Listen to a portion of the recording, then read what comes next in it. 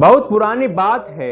एक गांव में एक किसान रहता था जिसका नाम सुबोध था। उस किसान के भीतर कुछ ऐसा था जो हमेशा उसको सांसारिक चीजों से हटाकर आध्यात्मिक की तरफ ले जाना चाहता था। वह किसान जब भी किसी बौद्ध भिक्षु की शांत आभा को देखता था तो मन ही मन सोचता था कि काश मैं भी बौद्ध का भिक्षु बन पाता, मगर अपने परिवार के कारण वो इस विचार को त्याग देता था। पर क्योंकि उसके अंदर प्रबल इच्छा थी अध्यात्म को जानने की, इसलिए वह दुखी रहने लगता है। उसकी इच्छा के कारण उसकी जिंदगी में एक सघन दुख पैदा हो जाता है। उसको समझ में नहीं आता कि वो अपनी समस्या का समाधान किससे पूछे। एक दिन सुबोध अपने खेत में हल चला रहा होता है। उस खेत के किनारे से एक बौद्ध भिक्षु गुजर रहे होते हैं। गर्मी का समय था और सूरज भी अपने पूरे उग्र रूप में था। किसान दौड़कर बौद्ध भिक्षु के पास जाता है और कहता है, महात्मा जी, आप इतनी तेज धूप में कहाँ जा रहे हो? बौद्ध भिक्षु कहते हैं, मैं तो वहाँ जा रहा हूँ जहाँ मुझे जाना है, परंतु तुम कहाँ जा रहे हो? वह किसान उन बौद्ध भिक्षु से कहता है, मैं कुछ समझा नहीं। फिर वे बौद्ध भिक्षु कहते हैं, तुम्हारे चेहरे पे तनाव साफ नजर आ रहा है और इस तनाव का सिर्फ एक ही कारण है कि तुम अपने मार्ग से भटक गए हो। मनुष्य को दुखी करने का कोई तरीका नहीं है जब तक कि वह अपने मार्ग से भटक न जाए। उस भिक्षु की बात सुनकर वो किसान उस बौद्ध भिक्षु के पैर पकड़ लेता है और रोने लगता है। बौद्ध भिक्षु से कहता है कि आपने तो चमत्कार कर दिया, बिना पूछे ही मेरे भीतर क्या चल रहा है ये बता दिया। वे बौद्ध भिक्षु उस किसान से कहते हैं कि मैंने कोई भी चमत्कार नहीं किया है।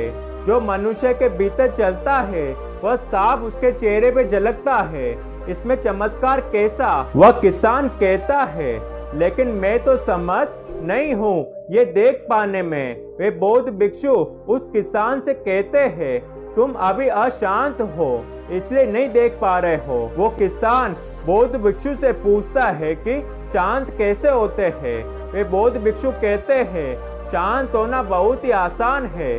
सबसे पहले आराम से बैठो और जो मैं कह रहा हूँ उसको ध्यान से सुनो।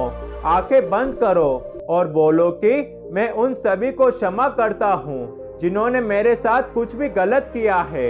मैं उन सभी को क्षमा करता हूँ जो मेरे दुश्मन थे, और सबसे पहले मैं अपने आप को अपनी सभी गलतियों के लिए क्षमा करता हूँ। फिर वो बौद्ध भिक्षु कहते हैं, अब अपना ध्यान अपने घर पर ले जाओ और ये महसूस करो कि ना तो वो घर जिसमें मैं रहता हूँ वह मैं हूँ, और ना ही मेरा परिवार मैं हूँ, और ना ही ये खेत मैं हूँ, और यहाँ तक कि ये शरीर भी मैं नहीं हूँ।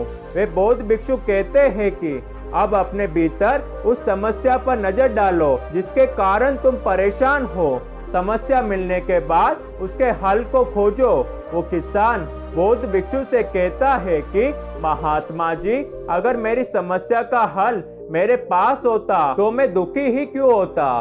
वे बौद्ध भिक्षु उस किसान से कहते हैं कि सुबोध, इस पूरी पृथ्वी पर ऐसी कोई भी समस्या पैदा नहीं हुई है जिसका हल मनुष्य के भीतर ना हो। तुम्हारे भीतर तुम्हारी हर समस्या का समाधान है, मगर तुम इस बात को स्वीकार नहीं कर पाते, इसलिए तुम हल तक नहीं पहुंच पाते। अगर तुम इस बात पर विश्वास करो कि तुम हल ढूंढ सकते हो तो तुम 100% हल तक पहुंच ही जाओगे। सुबोध कहता है कि महात्मा जी, आपकी बात सुनने के बाद मन को बहुत शांति मिली है। वे बौद्ध भिक्षु कहते हैं कि यह तो मनुष्य का स्वभाव है। मनुष्य अपनी गलतियों के कारण ही अपने स्वभाव से अलग होता है, वरना शांत रहना तो मनुष्य की प्रकृति है। वो किसान कहता है कि महात्मा जी, अब तो आप मेरे साथ हैं, मगर आपके जाने के बाद मुझे फिर से अशांति घेर लेगी। वे बौद्ध भिक्षु उस किसान से कहते हैं कि तुमको शांति को प्राप्त करने के लिए किसी बाहरी इंसान की जरूरत नहीं है।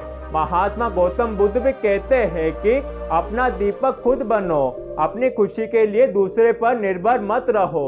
वह किसान बौद्ध भिक्षु से पूछता है कि प्रभु, क्या शांति के लिए संन्यास लेना जरूरी है? उसकी बात सुनकर बौद्ध भिक्षु कहते हैं, यह जरूरी नहीं है कि तुम अपना घर परिवार छोड़कर सन्यासी बन जाओ, मगर ये जरूरी है कि आप दिन का कुछ समय अपने आप को जानने में लगाओ, ध्यान में लगाओ। अगर आप एक नई शुरुआत करना चाहते हो तो आज से करो, क्योंकि कल तो कल ही आएगा।